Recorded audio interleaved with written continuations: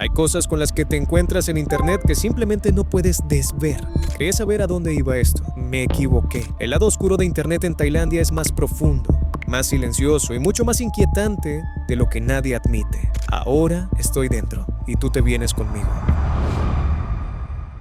Entre 2015 y 2023, Tailandia se convirtió sin saberlo en el escenario de uno de los casos de asesinato serial más perturbadores de su historia. Durante casi una década, una mujer llamada Sararat Rangsiwutaporn, posteriormente apodada por los medios como Am Sihanouk, presuntamente asesinó al menos a 14 personas, la mayoría amigas, conocidas o personas cercanas, utilizando envenenamiento con cianuro. Lo que hace que el caso sea particularmente aterrador no es solo el número de víctimas, sino cuánto tiempo pasaron los crímenes sin ser detectados, ocultos detrás de diagnósticos erróneos de causas naturales, fallas institucionales y la confianza personal. La historia comienza en julio de 2015, cuando una mujer que vivía en el extranjero regresó a Tailandia y fue recogida en el aeropuerto por su amiga Sararat, de 36 años, conocida como Am. Ambas tenían una relación financiera, ya que la víctima con frecuencia le prestaba dinero a Am. Poco después de llegar, la mujer murió por lo que oficialmente se registró como insuficiencia cardíaca aguda. En ese momento, nada parecía sospechoso. No se consideró el envenenamiento por cianuro y la muerte se atribuyó a causas naturales. Sin embargo, la madre de la víctima más tarde notó comportamientos inquietantes. Am no asistió al funeral ni a la cremación y pronto tomó control de los bienes de su hija. Cuando fue confrontada, Am supuestamente habló de forma dura con la madre en duelo, afirmando que el esposo de la víctima le había pedido que vendiera las pertenencias. A pesar de estas señales de alerta, las autoridades no investigaron más a fondo. Durante los siguientes 8 años ocurrieron muertes similares. En total, 13 personas murieron de forma repentina, después de haber parecido saludables apenas horas antes. Muchas fueron reportadas como colapsos inesperados y muertes por problemas cardíacos. En un país de más de 70 millones de habitantes, estas muertes no despertaron sospechas inicialmente. De manera crucial, ni las autoridades ni la ciudadanía consideraron la posibilidad de que Tailandia estuviera enfrentando a una asesina serial, y mucho menos a una que atacara amistades en lugar de desconocidos. Todo cambió el 14 de abril de 2023. Ese día, Am viajó con una amiga adinerada de 32 años llamada Khoi al río Mae Klong para realizar un ritual budista de mérito, liberar peces en el agua, un acto que se cree trae buen karma y protección. Trágicamente, el ritual terminó en muerte. Después de liberar los peces, Khoi se desplomó en la orilla del río y más tarde murió, a pesar de los intentos de personas presentes por salvarla. Am no estaba por ningún lado, sumando al misterio, el efectivo, el teléfono y el costoso bolso de diseñador de Khoi desaparecieron. Tras conocer a Khoi por más de 10 años, Am mostró casi ninguna preocupación. Una autopsia inicial, una vez más, citó insuficiencia cardíaca como la causa de la muerte. La madre de Khoi, sin embargo, se negó a aceptar esa explicación. Insistió en que su hija había estado sana y en forma cuando salió de viaje. Abrumada por el dolor, llegó a convencerse de que su hija había sido asesinada. Confiando en su intuición, presentó una denuncia formal ante el Buró Central de Investigaciones el 19 de abril de 2023. Am negó haber estado con Khoi en el momento de su muerte. Decidida a descubrir la verdad, la familia de Khoi recurrió a la ayuda de un amigo cercano que difundió el caso en internet, enfocándose en localizar el vehículo desaparecido de Khoi. Cuando el vehículo fue encontrado estacionado en una casa perteneciente a una mujer policía vinculada al ex esposo de Am, las sospechas se intensificaron. Una segunda autopsia resultó decisiva. Los peritos forenses descubrieron niveles letales de cianuro en la sangre, el estómago y el hígado de Khoi. Los expertos concluyeron que el veneno probablemente había sido mezclado en comida o agua mientras Khoi se encontraba en el auto de Am. Las grabaciones de vigilancia confirmaron los peores temores de los investigadores. Las cámaras de seguridad mostraron a Am y Khoi caminando juntas hacia el río. Am cruzó la calle con el pretexto de ir al baño, mientras Khoi continuó sola. Momentos después, Khoi se desplomó. Cuando Am regresó, hizo una breve señal pidiendo ayuda, pero luego se alejó sin revisar a su amiga, dejándola morir. Las imágenes también revelaron que Am tomó las pertenencias de Khoi, valuadas en más de 154,000 baht, aproximadamente $4.500 estadounidenses. El 25 de abril de 2023, la policía arrestó a Am en un complejo gubernamental en Bangkok.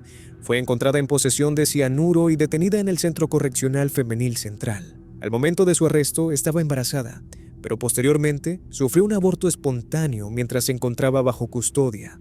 Los registros en la casa y el vehículo de Am revelaron pruebas contundentes: líquidos sospechosos, cápsulas de pastillas vacías, pertenencias robadas de Coy y rastros forenses que vinculaban su auto con el envenenamiento. La noticia de su arresto provocó una ola de revelaciones en todo el país. Familias que habían perdido a seres queridos en circunstancias similares se presentaron, sospechando que sus familiares también habían sido asesinados. La policía reabrió casos antiguos e identificó a 13 víctimas previas, que compartían una conexión clave. Todas habían viajado con Am poco antes de sus muertes. Siguió una investigación masiva que incluyó 900 entrevistas a testigos y un expediente de 26.500 páginas. Entre los casos se encontraba el de Nipa, una mujer policía. Imágenes de CCTV del 1 de abril de 2023 mostraron a Nipa sentada con Am antes de encorvarse repentinamente y colapsar. Am permaneció en su teléfono, no mostró urgencia y se alejó sin ofrecer ayuda. El patrón era innegable. Las autoridades concluyeron que el envenenamiento por cianuro había sido sistemáticamente pasado por alto en autopsias anteriores. Cuando los expertos forenses reexaminaron los expedientes, encontraron cianuro en los sistemas de varias víctimas. En otros casos, profesionales médicos revisaron fotografías y notaron señales clásicas de envenenamiento por cianuro, incluyendo labios, uñas y manos oscurecidos. El cianuro está estrictamente regulado en Tailandia y su sola posesión puede resultar en prisión. Los investigadores rastrearon las compras de cianuro de Am hasta una fábrica ubicada en Bangkok. El veneno priva las células del cuerpo de oxígeno, lo que a menudo provoca un paro cardíaco repentino, imitando perfectamente una insuficiencia cardíaca natural. Un avance clave ocurrió cuando Kantima, una sobreviviente, contactó a la policía. Ella le había prestado a Am 250,000 baht. Durante un viaje de compras, Am le dio pastillas descritas como medicina para la tos. Poco después, Kantima experimentó opresión en el pecho, vómitos, insuficiencia respiratoria y paro cardíaco. Am ignoró sus llamadas de auxilio.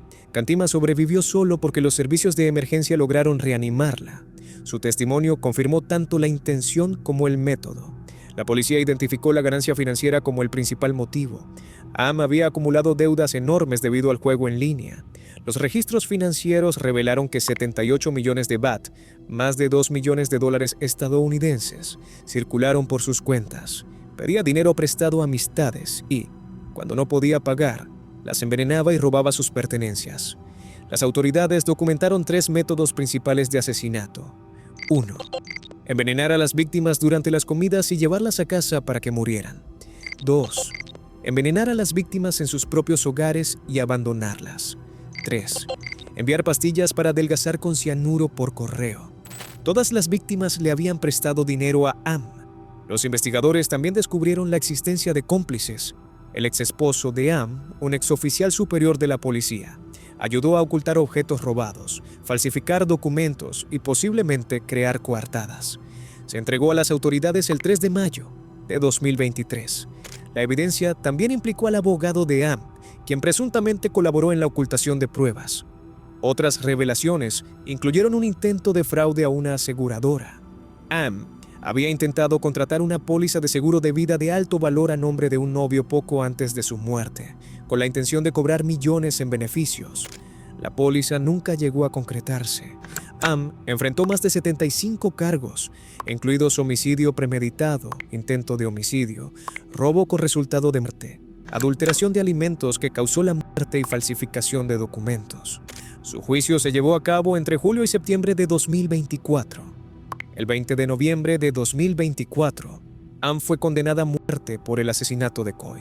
Su exesposo recibió una sentencia reducida tras cooperar con las autoridades y su abogado fue condenado a 2 años de prisión. Todos fueron obligados a pagar una compensación a la familia de la víctima. Los observadores quedaron perturbados por la actitud de Am. Según se informó, sonrió durante la lectura de la sentencia y no mostró ningún remordimiento. Aunque aún hay casos adicionales bajo investigación, su condena brindó cierto cierre a muchas familias. El caso expuso fallas profundas en las prácticas forenses, la labor policial y la supervisión judicial. Durante casi una década, una asesina serial explotó la confianza, la amistad y los puntos ciegos institucionales, convirtiéndose en la asesina serial más letal de Tailandia y en la primera asesina serial femenina conocida del país. El 18 de mayo de 2012, Chu Hong-hun, un hombre taiwanés de 28 años, fue arrestado en el corazón del barrio chino de Bangkok cuando la policía encontró algo aberrante en su posesión. Dentro de su maleta había 6 fetos asados, pintados de dorado y cubiertos con hoja de oro. Este hombre había adquirido esos cuerpos a través de la dark web en Tailandia. El vendedor era otro hombre taiwanés, a quien Chow pagó alrededor de $6,600 por los cuerpos. La idea de Chow era hacer negocio con ellos, comprarlos baratos y luego venderlos a un precio más alto en plataformas en línea especializadas en estos mercados oscuros. ¿Pero por qué estaban asados y pintados de oro? Todo tenía que ver con una superstición conocida como lengua humana o niño dorado, un fetiche esotérico que, según las creencias de algunas personas en el sudeste asiático, consiste en amuletos que contienen el espíritu de un niño, pero no de cualquier niño, sino de uno fallecido. De acuerdo con esta creencia, estos amuletos traen buena suerte y protegen a quienes los alimentan y cuidan. Por extraño que suene, estos amuletos son figuras con un mercado negro muy activo, especialmente en Internet, no solo en Tailandia, sino también en países vecinos. De hecho, la dark web ha facilitado el crecimiento de todo un comercio ilegal de cuerpos y rituales oscuros, permitiendo que personas supersticiosas y moralmente corruptas compren cosas como estas. Lo peor es que este no es un caso aislado. Ha sucedido más de una vez. De hecho, en 2010, las autoridades tailandesas hicieron otro descubrimiento escalofriante en Bangkok. Dentro de un monasterio budista encontraron casi 2,000 fetos provenientes de clínicas de aborto ilegal, todos almacenados y listos para ser vendidos en línea. Y por supuesto, estos cuerpos también eran utilizados para rituales oscuros, entre otras cosas que prefiero no explicarte. Una vez más, Internet se convirtió en la plataforma que permitió que estos intercambios macabros ocurrieran con una facilidad asombrosa. Lo más perturbador es que en Tailandia niños y niñas no solo se ven afectados por este tipo de mercado, también existe un mercado multimillonario de CP que es casi imparable. Sin embargo, hubo un caso en particular del que quiero hablarte: suscripciones a contenido de CP. En 2017, durante una operación rutinaria de la Unidad de Crímenes contra Menores del Departamento de Investigaciones Especiales de Tailandia en la Dark Web, se toparon con una serie de imágenes y videos de CP extremadamente inquietantes. Provenían de un portal de pago creado en Tailandia con casi 63,000 suscriptores y millones de visitas mensuales. En otras palabras, este sitio era como un Netflix para buscadores, quienes mediante una suscripción mensual podían consumir todo tipo de contenido de CP. En este sitio era posible ver a 11 menores, todos menores de 13, incluidos bebés de apenas unos meses, siendo adoptados por un hombre extraño. Durante años, mientras las autoridades tailandesas investigaban, este sitio funcionó como una fábrica de barbarie, publicando nuevo contenido cada semana. La persona detrás del sitio era tan meticulosa como enferma. Ocultaba los rostros de los menores, eliminaba pistas de audio y borraba cualquier rastro visual que pudiera delatar a los involucrados. Todo estaba fríamente calculado para que nadie pudiera identificar a las víctimas ni a los acusadores. Obviamente, eso no detuvo a los agentes. Para localizar a los menores y detener esta atrocidad, comenzaron a estudiar cada detalle de la apariencia física del acusador: cicatrices, lunares, la forma de sus orejas, el color de su cabello y cualquier rasgo, por mínimo que fuera. También pidieron ayuda a la comunidad internacional. Se convirtió en una cacería global contrarreloj, utilizando incluso la pista más pequeña para reconstruir quiénes eran y dónde podrían estar. El Departamento de Investigaciones Especiales de Tailandia se unió a la oficina de Interpol en Bangkok y agentes de todo el mundo unieron fuerzas para identificar a los 11 menores y rastrear a los administradores degenerados del sitio. Desde Estados Unidos, el Departamento de Seguridad Nacional logró rastrear una dirección IP, algo crucial para encontrarlos, y a partir de ahí comenzaron a tirar del hilo. Al mismo tiempo, Europol, Bulgaria, Nueva Zelanda y otros países también apoyaron a las autoridades tailandesas en la localización de estos degenerados. Ayudaron a desmantelar el sitio y a organizar y almacenar todos los datos posibles sobre los acusadores, que posteriormente fueron distribuidos entre países aliados. Cada vez estaban más cerca, no solo de los responsables del sitio, sino también de cualquiera que hubiera interactuado con él de alguna manera. Incluso aquellos que lo habían visitado una sola vez estaban siendo rastreados. Una de las direcciones IP que encontraron los llevó a Adelaida, una ciudad en Australia. Esto provocó que la Policía Federal Australiana se sumara a la operación. En ese punto, varios países ya estaban colaborando para capturar a los responsables. Y te diré algo, cuando un país realmente quiere atrapar a un criminal, lo hace. Las primeras víctimas fueron identificadas en noviembre de 2017, lo que hizo posible que en enero de 2018 se arrestara varias personas en Tailandia y Australia. El cerebro y principal administrador del sitio se llamaba Maitri Salangam y se encontraba en Tailandia. Este hombre no solo operaba el portal, sino que además era la misma persona que aparecía abusando de los 11 menores en los videos, incluido su propio sobrino. Este hombre tenía un método para atraer a sus víctimas. Les ofrecía comida, acceso a internet, juguetes y una televisión gigante para ver partidos de fútbol. Así se ganaba su confianza y luego los llevaba a su casa para hacer las peores cosas imaginables. Y, por supuesto, este individuo enfermo no actuaba solo. Tenía un socio que lo ayudaba desde Australia, Ruecha Tokputsa, quien también fue capturado durante la investigación. Cuando la policía examinó su computadora y su teléfono, encontró miles de imágenes de menores tomadas en Tailandia y Australia, y en la mayoría de ellas este hombre aparecía como el principal acusador. La víctima más joven identificada durante el juicio de este hombre en Australia tenía apenas 15 meses. Es decir, Ruecha Tokputsa hacía exactamente lo mismo que Salangam, pero en Australia.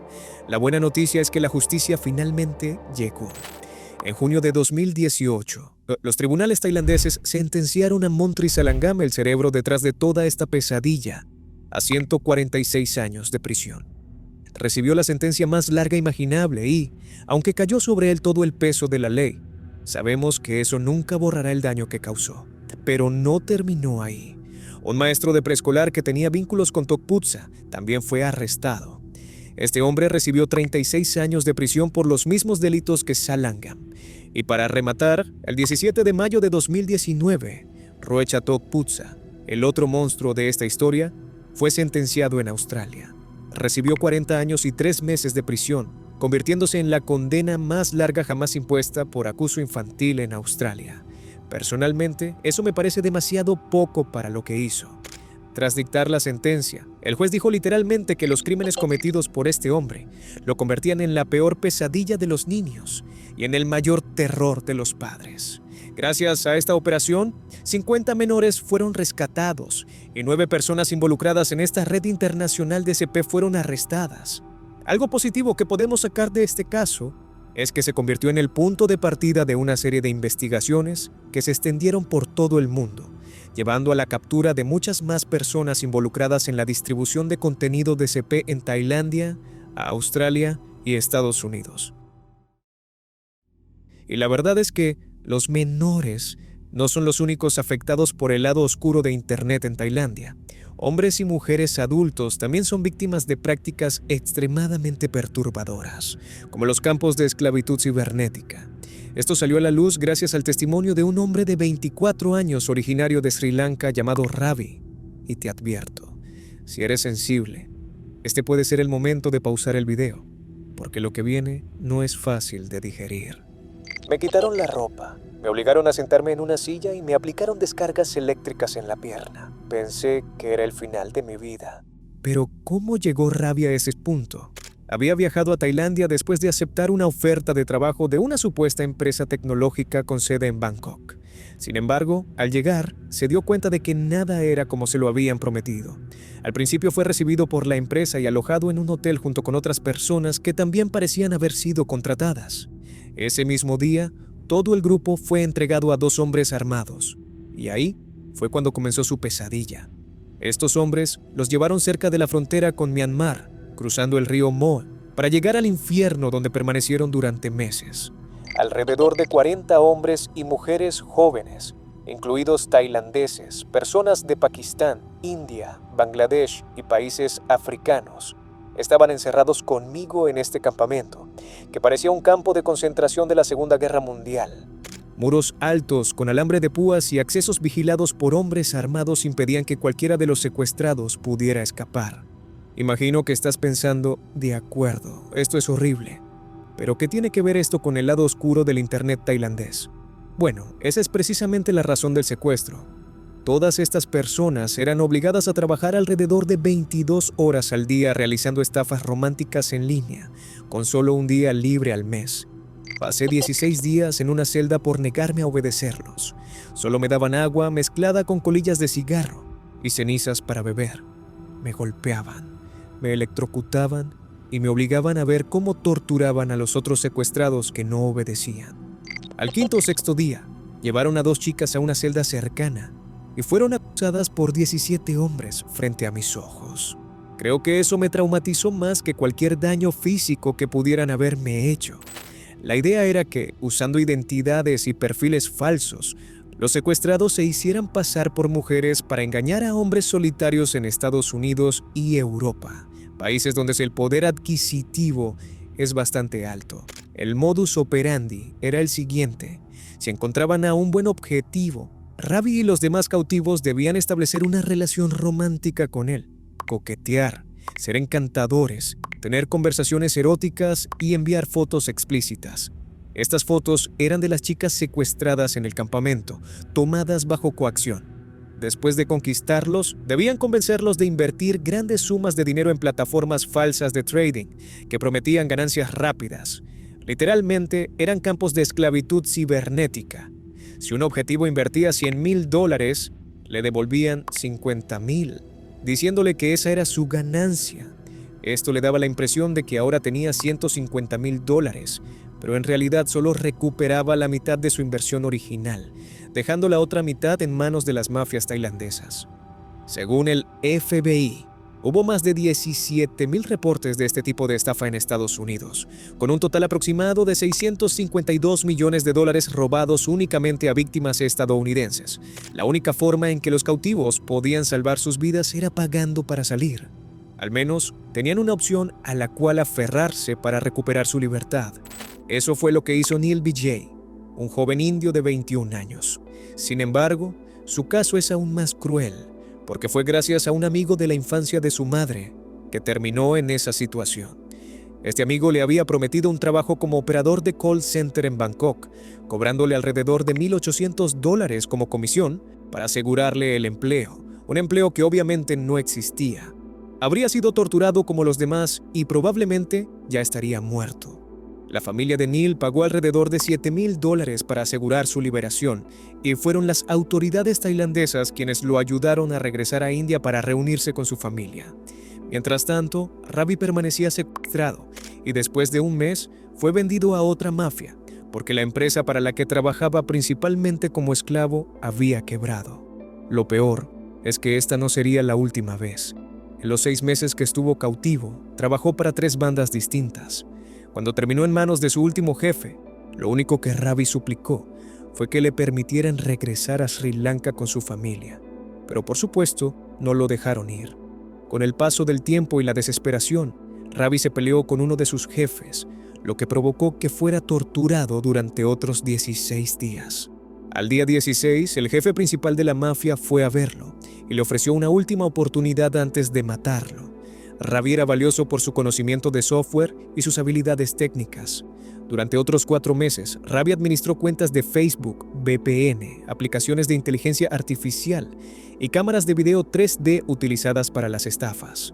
Después de tanta insistencia por ser liberado, el jefe de la mafia finalmente aceptó, pero solo con la condición de que Ravi pagara un rescate de $2,650. Logró conseguir el dinero después de que le permitieran contactar a su familia, quienes tuvieron que pedir un préstamo y poner su casa como garantía. Y sí, aunque no lo creas, Ravi fue liberado después de pasar casi 6 meses en el infierno. Actualmente trabaja día y noche en un taller para pagar la deuda que dejó el rescate. Y lo peor es que Ravi es solo un caso entre miles que existen en estos campos de esclavitud cibernética. Lo más escalofriante de todo esto es que, detrás de las pantallas, el Wi-Fi y las plataformas que usamos todos los días, existe un submundo donde la vida humana vale menos que una suscripción, donde los niños son vistos como mercancía, donde los cuerpos se venden para rituales y donde el fraude, el abuso y el sufrimiento están a solo un clic de distancia, todo por dinero. Tailandia no es el único país con este tipo de oscuridad digital, pero sí es uno de los países que ha acumulado los casos más extremos en los últimos años. Y lo peor es que gran parte de esto sucede sin que el resto del mundo se entere o sin que quiera enterarse. Y eso es todo por hoy. Gracias por quedarte hasta el final del video. Si te gustaría que explore el lado oscuro de Internet en un país específico, déjalo en los comentarios. El comentario con más likes será el próximo video. Gracias por todo y nos vemos en el siguiente.